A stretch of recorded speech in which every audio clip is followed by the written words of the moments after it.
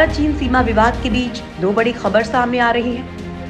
पहली ये कि चीन ने डिसएंगेजमेंट प्रोसेस के दौरान पैंगोंग झील के पास ग्रीन टॉप से अपने सैनिकों को हटाने से साफ इनकार कर दिया है। और दूसरी बड़ी खबर है कि परमाणु हथियार ले जाने में सक्षम बॉम्बर तैनात करने के बाद अब चीन ने लद्दाख के पास परमाणु मिसाइलें भी तैनात कर दी हैं। यानी अब लद्दाख का तनाव एक बेहद विकराल रूप की ओर आगे बढ़ रहा है।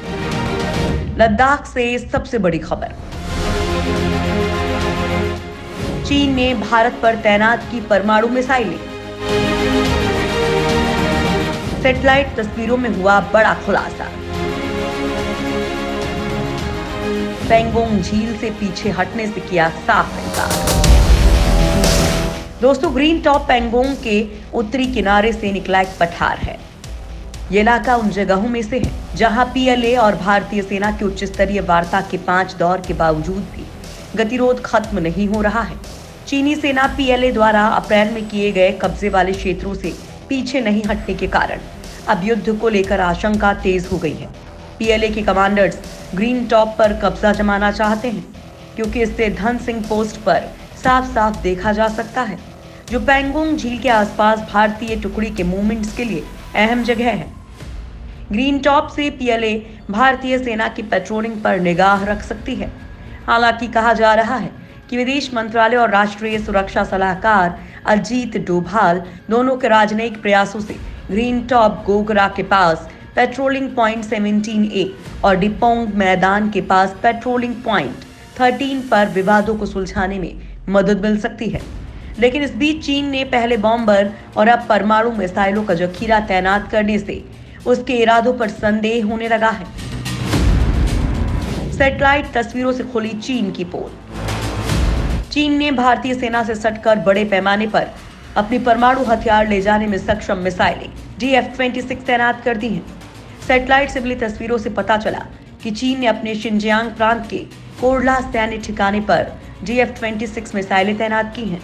तस्वीरों में ये मिसाइलें बिल्कुल साफ नजर आ रही हैं। इस मिसाइल की मारक क्षमता करीब 4000 किलोमीटर तक है और इसकी जद में भारत के ज्यादातर शहर आते हैं। ओपन इंटेलिजेंस सोर्स डेट्रेस्फा ने ये तस्वीरें जारी की हैं। फेडरेशन ऑफ अमेरिकी साइंटिस्ट की ताजा रिपोर्ट के मुताबिक कोरला बेस पर पहली मिसाइल अप्रैल 2019 और दूसरी मिसाइल अगस्त 2019 में तैनात की गई थी। चीनी मीडिया की रिपोर्ट के मुताबिक DF-26 मिसाइलों से लैस चीनी सेना की 646वीं ब्रिगेड को पहली बार अप्रैल 2018 में तैनात करने का ऐलान किया गया था।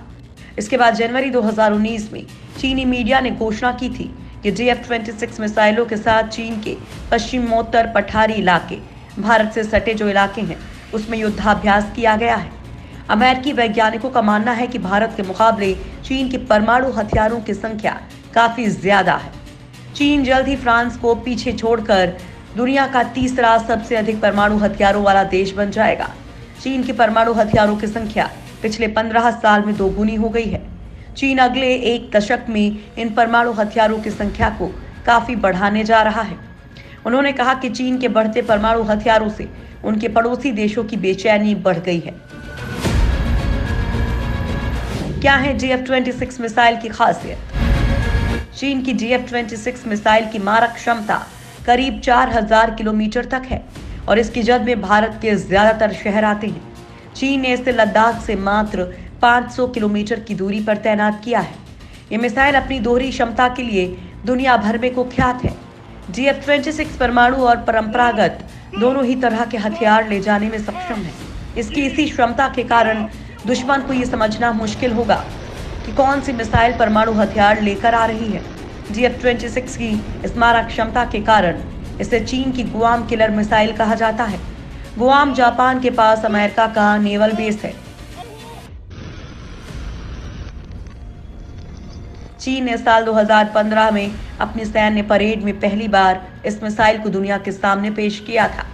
इस मिसाइल का जिम्मा अब चीनी सेना के रॉकेट फोर्स के पास है। भारत के पास इसके टक्कर की अग्नि 4 और अग्नि 5 मिसाइलें हैं। ताज़ा रिपोर्ट के मुताबिक चीन के पास करीब 80 DF-26 मिसाइल लॉन्चर हैं, जिनमें 80 से 160 मिसाइलें हैं।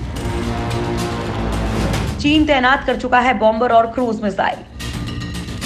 एक और जहां चीनी विदेश मंत्रालय लद्दाख में वास्तविक नियंत्रण रेखा पर भारत के साथ शांति और स्थिरता कायम करने का दावा कर रहा है, वहीं दूसरी ओर पीपल्स लिबरेशन आर्मी और एयरफोर्स लगातार अपनी तैयारी बढ़ा रहे हैं। मिसाइलों के साथ साथ चीन की एयरफोर्स ने काशगर एयरपोर्ट पर परमाणु हथियार ले जाने में सक्षम लंबी दूरी के बम वर्षक विमान H-6 को तैनात किया है। ओपन इंटेलिजेंस सोर्स डेट्रेस्फा की सैटेलाइट इमेज में दिखाई दिया है कि एयरबेस पर रणनीतिक बॉम्बर और दूसरे एसेट भी तैनात हैं।